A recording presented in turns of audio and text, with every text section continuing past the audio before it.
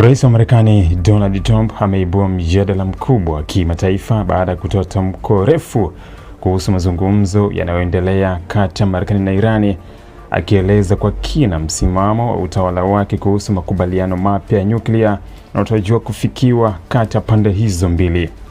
Katika ujumbe huo, Trump amejitokeza kwa lugha kali akikosoa vikali serikali ya zamani ya Barack Obama, huku akijinasibu kuwa mazungumzo ya sasa yanafanyika chini ya utawala wake ni salama zaidi kwa Marekani na dunia kwa ujumla.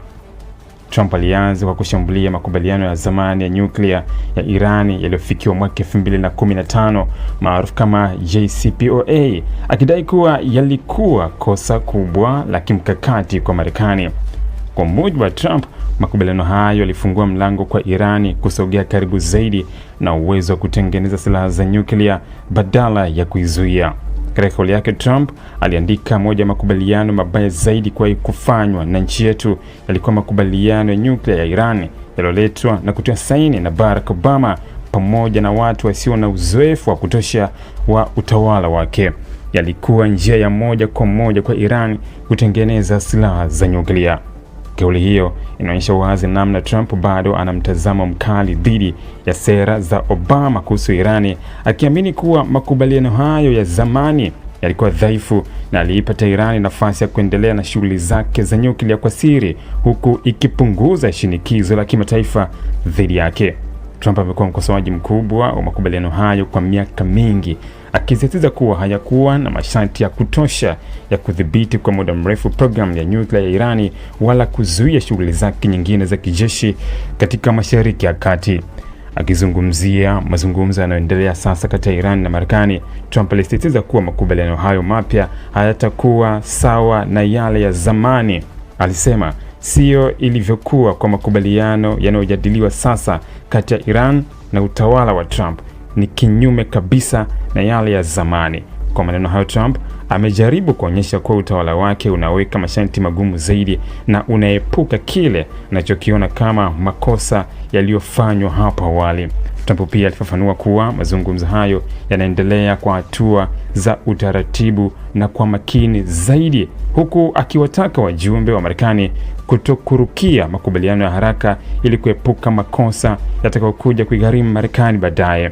Katika nukuu yake, Trump aliandika, mazungumzo yanaendelea kwa utaratibu na kwa njia ya kujenga, na nimewaeleza wawakilishi wangu wasikimbilie makubaliano kwa sababu muda uko upande wetu. Aliendelea kusisitiza umuhimu wa tahadhari katika mazungumzo hayo kwa kusema, pande zote lazima zichukue muda wao na kuhakikisha kila kitu kinafanyika sawa.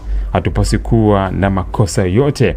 Kauli hiyo inaonyesha kuwa Trump anataka makubaliano yatakayokuwa na uhakika mkubwa wa utekelezaji na yasiyotoa mianya kwa Irani kukwepa masharti yatakayowekwa. Katika kipengele kingine muhimu, Trump alieleza kuwa sera ya mashinikizo dhidi ya Iran bado itaendelea kutumika hadi makubaliano ya mwisho yatakapokamilika rasmi.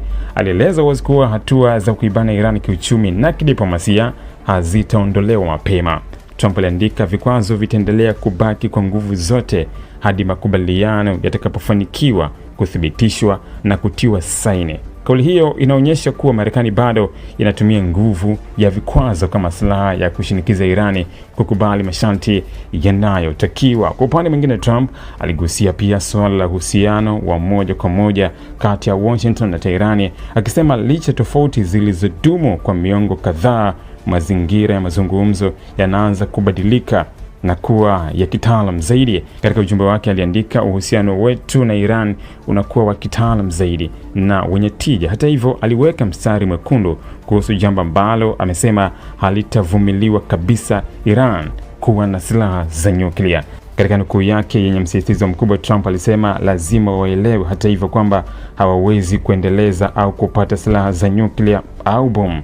Kauli hii imekuja wakati mataifa ya Magharibi na washirika wao wa Mashariki ya Kati wakionyesha wasiwasi wa muda mrefu kuhusu uwezekano wa Iran kuwa taifa lenye silaha za nyuklia, jambo ambalo litaweza kubadili mizani ya nguvu za kijeshi katika eneo hilo. Mbali na Iran, Trump pia alitoa shukrani kwa mataifa ya Mashariki ya Kati kwa kile alichokisema ni ushirikiano wao katika jitihada za kuleta utulivu wa kikanda.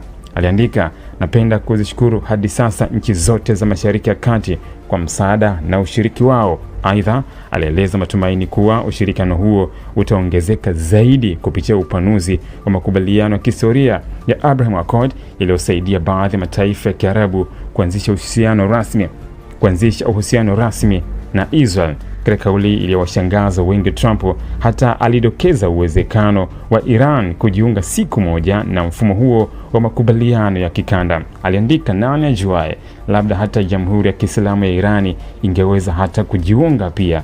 Ingawa kauli hiyo inaonekana kuwa ya mbali kutokana na mvutano mkubwa wa muda mrefu kati ya Iran na Israel, wachambuzi wanaona inaweza kuwa ishara ya namna Marekani inavyotaka kuona mabadiliko makubwa ya kisiasa na kidiplomasia katika Mashariki ya Kati endapo makubaliano ya sasa yatafanikiwa. Tamko la Trump limekuja wakati dunia ikifuatilia kwa karibu maendeleo ya mazungumzo hayo, huku kukiwa na hofu ya kuendelea kwa mvutano wa kijeshi katika eneo la Mashariki ya Kati, pamoja na matarajio kuwa makubaliano mapya yanaweza kusaidia kupunguza hatari ya mzozo mkubwa zaidi kuhusu mpango wa nyuklia wa Iran. Wakati Trump akionyesha matumaini juu ya mafanikio ya mazungumzo hayo, bado haijawekwa wazi ni masharti gani sasa yatakayokuwa sehemu ya makubaliano ya mwisho na kama Iran itakubali vigezo vinavyotakiwa na Washington. Ili kuwa mwanafamilia bora wa Global TV, usisahau kusubscribe, like, kushare na kucomment. Baada ya kusubscribe, bonyeza alama ya kengele ili kupata taarifa kwa kila video inayopanda Global TV Online.